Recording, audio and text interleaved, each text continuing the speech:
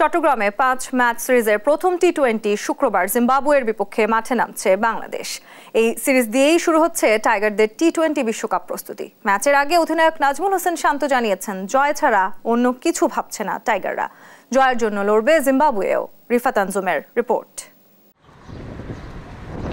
টি-20 বিশ্বকাপের আগে জিম্বাবুয়ের বিপক্ষে সিরিজ, এটি বাংলাদেশের প্রস্তুতির জন্য অত্যন্ত গুরুত্বপূর্ণ। তবে বাছাই পর্বে উগান্ডার কাছে হেরে বিশ্বকাপ থেকে বাদ পড়েছে সফরকারীরা। প্রথম টি-20 ম্যাচের আগে টাইগারদের চিন্তায় শুধুই প্রস্তুতি। প্রতিপক্ষ সহজ হলেও হালকাভাবে নেয়ার কোনো সুযোগ নেই টাইগারদের, তাই অনুশীলনে ঘাম ঝরিয়েছে পুরো দল।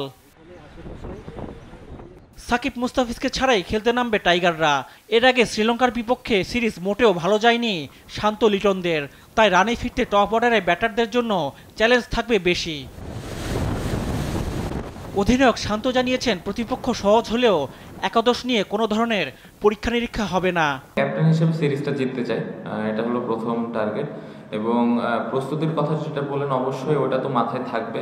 প্রস্তুতি নিতে গিয়ে যে আমরা খেলাটা হালকাভাবে নিব বা অনেক এক্সপেরিমেন্ট করতে যাব তাও না, কারণ এক্সপেরিমেন্ট করার প্রয়োজন হবে না এই কারণে যে 15টা প্লেয়ার এখানে আছে সবাই ক্যাপাবল ওই টিমকে হারানোর জন্য। সো প্রস্তুতি বলবো না, আমি বলবো যে প্রিপারেশন সুন্দর, আমরা কিভাবে কোন কোন জায়গায় আমরা অনেক কনফিডেন্ট নিয়ে ওয়ার্ল্ড কাপে যেতে পারি। টি-20তে জিম্বাবুয়ের সময়টা মোটেও ভালো যাচ্ছে না।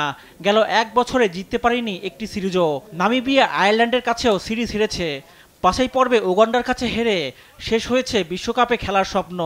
এরপরও লড়াইয়ে ফেরার প্রত্যয় জানান জিম্বাবুয়ের অধিনায়ক সিকান্দার রাজা।